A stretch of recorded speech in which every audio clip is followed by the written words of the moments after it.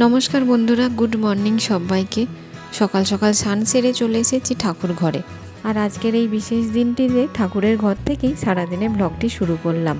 আর আজকের দিনটিকে বিশেষ দিন বলার কারণ হলো আজকে হলো জগন্নাথ দেবের রথযাত্রা। আর এই বিশেষ দিন বলেই আজকে সকাল সকাল স্নান সেরে চলে এলাম ঠাকুর ঘরে পুজো করতে। ভাবলাম একেবারে ঠাকুরের পুজো সেরে নিয়েই সকালের খাওয়া দাওয়া করব।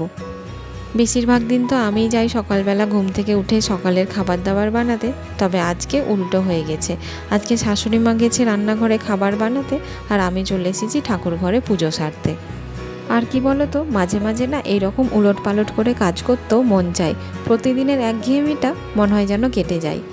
ঠাকুরের পুজো সেরে চলে এলাম নিচে, আর খাবারের থালাও হাতে নিয়ে নিয়েছি। এখন ঘড়িতে বাজে সকাল 10টা। আর আজকে সকালবেলা বানানো হয়েছে লুচি, সুজি আর কাবলি ছোলা, মটর আলু দিয়ে তরকারি। আর ওইদিকে বাইরে চলছে মাছ কেনা। আজকে পাড়াতে দেখি 3জন মাছওয়ালা একসাথে ঢুকে পড়েছে। আর আমাদের পাড়ার বেশিরভাগ মানুষজনই এইরকম মাছওয়ালার কাছেই মাছ টাছ বেশি কেনে। বাজারে গিয়ে মাছ কিনে নিয়ে আসা একেবারে নেই বললেই চলে। আর বাবাও দেখি বাজার থেকে মাছ নিয়ে আসা একেবারে ছেড়েই দিয়েছে। এই রকম পাড়ার মাছওয়ালাদের কাছেই বেশিরভাগ মাছ কেনে। খুব কম সময়ই যায় মাছের বাজারে যখন এরা না আসে। সবজি বাজার থেকে সবজিটা কিনে নিয়ে আসলো, মাছ কিন্তু এদের কাছ থেকে কেনা হয়। আর এই সবের মধ্যে তন্ময় মেয়েকেও নিয়ে চলে এসেছে স্কুল থেকে। সকালবেলার খাবারটাও খাইয়ে দিয়েছি। এখন বেশ কিছুক্ষণ এইরকম জোকার সেজে খেলা করবে। দুপুর এখন ঘড়িতে বাজে 2টো। দুপুরবেলা খাওয়া দাওয়া করতে বসে পড়েছি। আর আজকে অনেক কিছু রান্না হয়েছে, পুঁই শাকের ঘন্ট চিংড়ি মাছ দিয়ে। আর এখানে হঠাৎ করে আজকে একটু মিষ্টি মিষ্টি কিছু খেতে ইচ্ছে করছিল ভাতের সাথে, ওই জন্য একটা পাকা আম কেটে নিয়েছি। আম তো এখন প্রায় শেষ, এটা বাতাসা আম, খেতে বেশ মিষ্টি। আর দই পটল নিয়েছি। আর দেখো আলু দিয়ে রান্না করা হয়েছে রুই মাছের ঝোল। আজকে মাছের ঝোল একেবারে পাতলা করে বানানো হয়েছে। আর এটা হলো করলা দিয়ে রান্না করা হয়েছে পাঁচমিশালি সবজি। তবে খেতে যেন করলা থাকলেও একটুও কিন্তু তেতো লাগে না।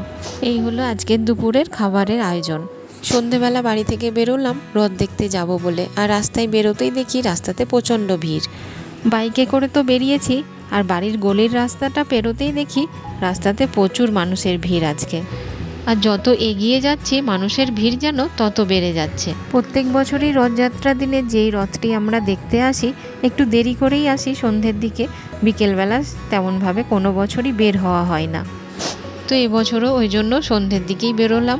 আর যেখানে প্রত্যেক বছরই আসি আজকেও চলে এসেছি বাড়ি থেকে একটুখানি দূরে, জায়গাটির নাম গোডাউন। এছাড়াও এখানে আরও 2টো জায়গায় রথ হয়, তবে এই গোডাউনের রথ অনেক পুরনো। আর এই গোডাউনের রথযাত্রা, তাছাড়াও তুলসীবাড়ির রথযাত্রা, আর এই নতুন 2 বছর ধরে হচ্ছে ইস্কনের রথযাত্রা। আর এই হলো গোডাউনে জগন্নাথ দেবের রথ। এখন বেশ অনেকটা রাত্রি হয়ে গেছে, 8:30 মতো বাজে। আর দেখো রথ এখানে এইভাবেই দাঁড় করানো থাকবে।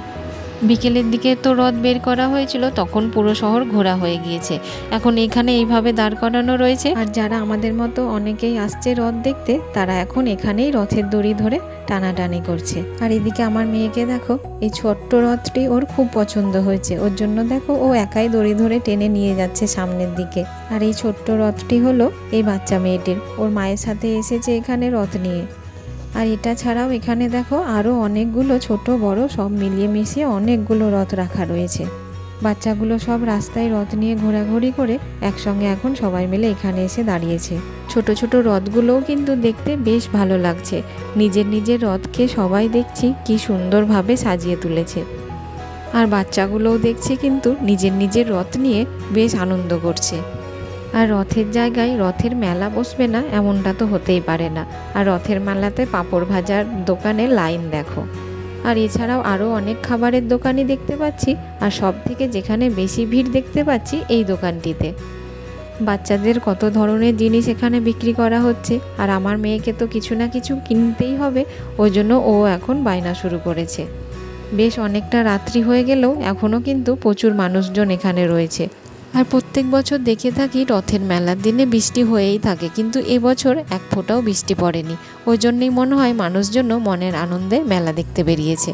আর এই যে বললাম এই দোকানটাতে বাচ্চাদের সব থেকে বেশি ভিড়। আমার মেয়েও দেখো এসে এখন খেলনা পছন্দ করতে ব্যস্ত।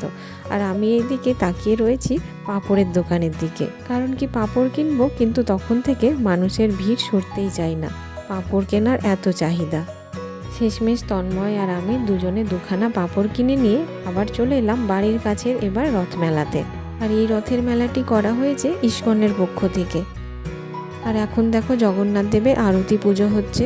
জগন্নাথ দেবকে রথ থেকে নামিয়ে নিয়ে এসে এখানে খুব সুন্দর করে সাজিয়ে বসানো রয়েছে। আজকের দিন থেকে উল্টো রথ অবধি এখানে প্রত্যেক দিন বিভিন্ন রকম অনুষ্ঠান, খিচুড়ি খাওয়ানো, এখানে বিরাটভাবে রথযাত্রা মহোৎসব পালন করা হবে। 2 বছর থেকে এইরকমই এখানে হচ্ছে।